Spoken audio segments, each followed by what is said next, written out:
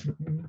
Okay, so morning everyone living at the side of the ocean, evening for those living at the other side. My name is Ricardo Gonzalez, and I'm the director of the recently founded Laboratory of Surveys and Social Analysis, LEAS by its acronym in Spanish, at Universidad Adolfo Ibáñez in Santiago de Chile. We started operations in March this year, so I speak on behalf of Adolfo Fuentes from University College London and myself. We have been working on the influence of received and perceived social support amid COVID-19 pandemic in Chile over the last couple of months. I'm going to present our preliminary findings. Um, First, some context. Among all Latin American countries, Chile has been hit especially hard by the pandemic. Almost 8 months after the first COVID-19 case was reported on March the 3rd, Chile surpassed the milestone of 500,000 cases and is top 10 in the world in terms of COVID-19 cases per million. School closures and stay-at-home orders were established in mid-March. They're still going. We never had nationwide lockdowns. We had targeted lockdowns at the municipality level instead. In July, roughly 60% of the population and 65% of total GDP were on lockdown. So these policies have induced a massive economic contraction that the country has not witnessed in 40 years. Unemployment rate has plummeted 21% in 12 months. So between August and October, lockdowns have been ending in the center of the country, where I live and where most people live, but they're still going from the south center to Patagonia. Okay. So what we do, we have four research questions. Basically, are health and economic negative shocks induced by COVID-19 associated with mental health problems? And do perceived or effective support offset the negative influence of pandemic-induced health and economic experiences on mental health, or maybe both health? To address these questions, we use data from a nationally representative survey of the Chilean adult population filled by my lab in August this year. Um, Respondents were selected using probability sampling by a random digit dial of cell phone numbers in all regions in Chile. We interviewed 1,604 individuals during August. April's response rate 1 was 11%. And last week, we contacted all those who agreed to join the mixed mode probability based panel we are currently setting up. So we interviewed again 606 individuals last week. Response rate was 53%. The dependent variables. We measure mental health status using a cumulative factor considering the frequency of occurrence of the following five problems over the last 2 weeks. Feeling anxious, not being able to stop worrying, feeling depressed, little interest in doing things, having felt lonely. We measure health shocks using two variables.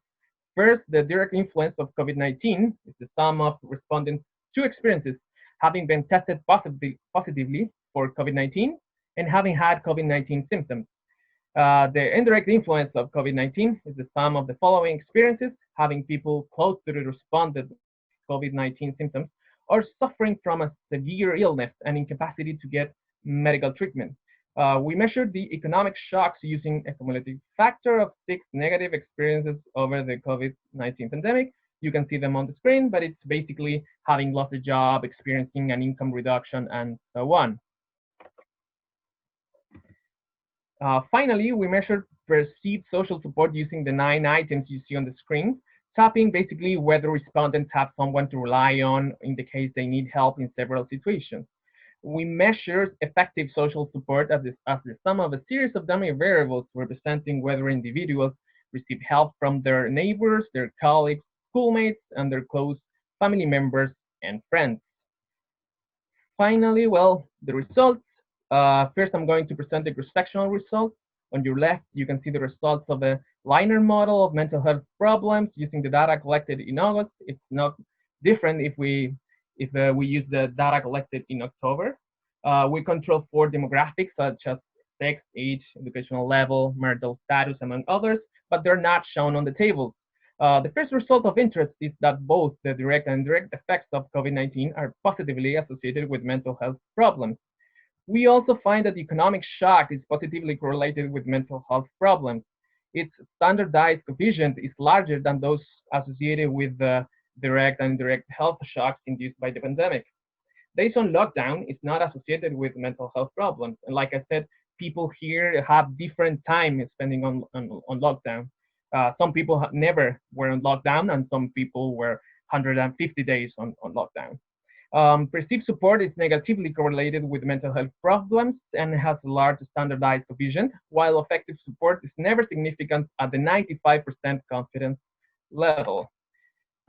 Next, I show you the models with the interactive variables. First, we find that the effective support does not offset the direct and indirect negative effects of COVID-19 on mental health, nor the effects of economic problems on mental health. Second, we find that the perceived support only offsets the effect of economic problems on mental health, but it does not offset the effect of direct or indirect effects of COVID-19. Now, on your right, you can see the predictive margins of the model when adding the interactive variable of economic shocks and perceived social support.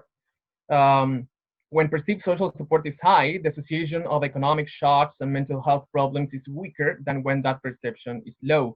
So in a sense, when people feel somebody can help them, the negative influence of these economic shocks on mental health diminishes. And finally, I'll show you the results of our longitudinal model using a fixed effects liner model using data we collected in August and October. We performed a Hausman test and favors the option of fixed effects instead of a random effects model. So this approach has the benefit of controlling for unobserved heterogeneity. The results show that perceived support remains a relevant predictor of mental health. In addition, the dummy variable for October is significant, implying that the general mental conditions improved over that month. However, the interactive variables of the perceived support are no longer significant, although the interactive variables of effective support are weakly significant with the health shocks. So we need to dig deeper on those results. So where are we going after this? In future research, we plan to explore further the longitudinal dimension, hopefully addressing the causality claims between received and perceived social support and how these sources of support, of social support and mental health by using a growth-lagged approach. We're currently setting up a mixed mode probability panel.